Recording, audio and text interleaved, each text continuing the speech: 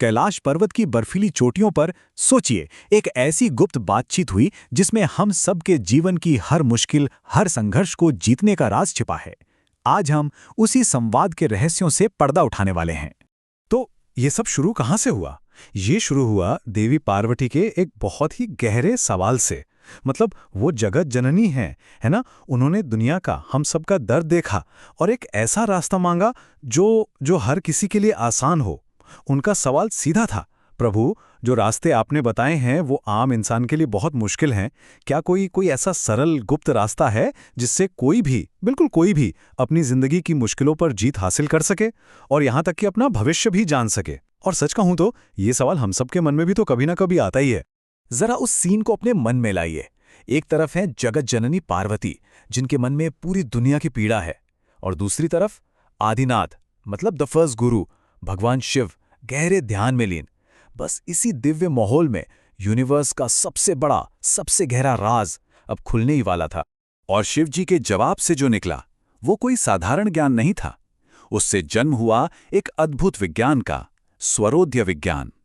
अब देखिए, ये सिर्फ सांस लेना नहीं है, ये तो अपनी सांसों के जरिए अपनी पूरी जिंदगी, अपनी किस्मत पर कंट्रोल पाने का अल्टीमेट टूल है। और सबसे अच्छी बात, ये सुनने में जितना गहरा लगता है उतना मुश्किल है नहीं।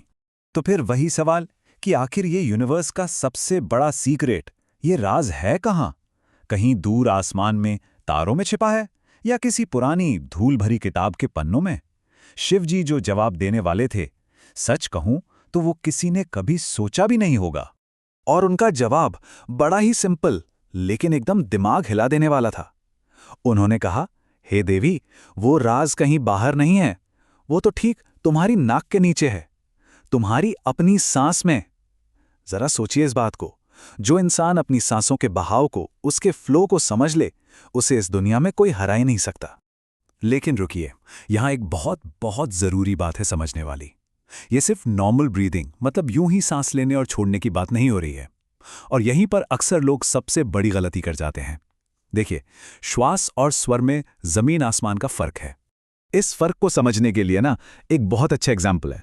सोचिए, घर में बिजली का तार लगा है। वो तार हो गया हमारा श्वास, मतलब हवा का अंदर आना और बाहर जाना, एक फिजिकल एक्शन। लेकिन असली पावर उस तार में है क्या?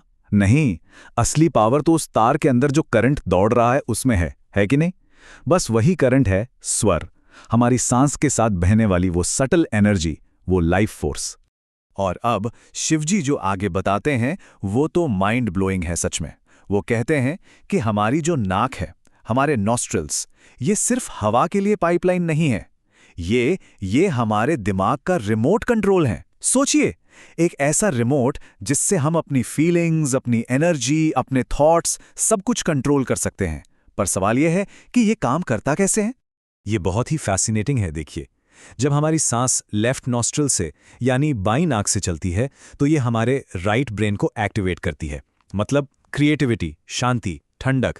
और जब सांस राइट नॉस्ट्रिल से चलती है तो लेफ्ट ब्रेन एक्टिवेट होता है, मतलब लॉजिक, एनर्जी, गर्मी। और सबसे कमाल की बात जानते हैं क्या है? हमारी बॉडी ये स्विचिंग हर 60 से 90 मिनट में अपने आप करती रहती है। कमाल है ना? तो अब सवाल ये उठता है कि स्वरोदय को अल्टीमेट साइंस या परम विज्ञान क्यों कहा गया है? मतलब ऐसा क्या है इसमें जो इसे ज्योतिष या बाकी साइंसेस से भी ऊपर रखता है? इसके 4 बहुत ही ठोस कारण है।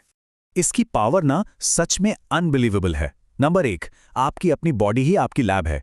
किसी टूल की जरूरत नहीं, सिर्फ आपकी उंगलियां काफी हैं। नंबर 2, इसका रिजल्ट एकदम इंस्टेंट है, बिल्कुल एक स्विच की तरह, मिनटों में गुस्सा शांत या एनर्जी बूस्ट। नंबर 3, ये भविष्य का आईना है, आपको बताता है कि कौन सा काम कब करना सही रहेगा। और नंबर 4, ये एक यूनिवर्सल लॉ है, मतलब ये हर किसी पर, हर जगह, हर हाल में काम करता है। लेकिन कहते हैं with great power comes great responsibility. और भगवान शिव ने यहाँ एक बहुत ही साफ चेतावनी दी है। उन्होंने कहा कि ये ज्ञान हर किसी के लिए नहीं है, ये एक पवित्र तलवार की तरह है जिसे सिर्फ और सिर्फ सही हाथों में ही होना चाहिए। तो फिर सवाल ये है कि कौन है इसके लायक, कौन है वर्दी? शिवजी के हिसाब से पहला, वो लोग जिनका मन पॉजिटिव हो, सिंपल हो, सात्विक हो। दूसरा, वो लोग जिन्हें अपने गुरु पर, ईश्वर पर पूरा अटूट भरोसा हो। और तीसरा, जो सबसे जरूरी है, वो जो इस ताकत का इस्तेमाल हमेशा दूसरों के भले के लिए करेंगे, कभी भी अपने स्वार्थ या किसी को नुकसान पहुंचाने के लिए नहीं। और हाँ, यहाँ एक बहुत ही सीरियस वार्निंग भी जुड़ी है। अगर किसी ने भी इस पवित्र ज्ञान का गलत इस्तेमाल किया, मतलब किसी को धोखा देने के लिए या अपना बदला पूरा करने के लिए, तो ये पावर पलटकर उसी इंसान को खत्म कर देती है। ये सच में एक दो-धारी तलवार है। तो इस पूरी बातचीत का, इस पूरे ज्ञान का सार क्या है? बात बस इतनी सी है कि हम पूरी जिंदगी जवाब बाहर ढूंढते रहते हैं, है ना? जबकि असली चाबी, असली कंट्रोल हमारे अंदर ही है। कहा भी गया है, जिस दिन हम अपनी सांसों के धागे को चलाना सीख जाते हैं, उसी दिन हम अपनी किस्मत के मालिक खुद बन जाते हैं। तो शायद जिंदगी की सबसे बड़ी पहेली का जवाब सच में हमारी नाक के ठीक नीचे ही छिपा है।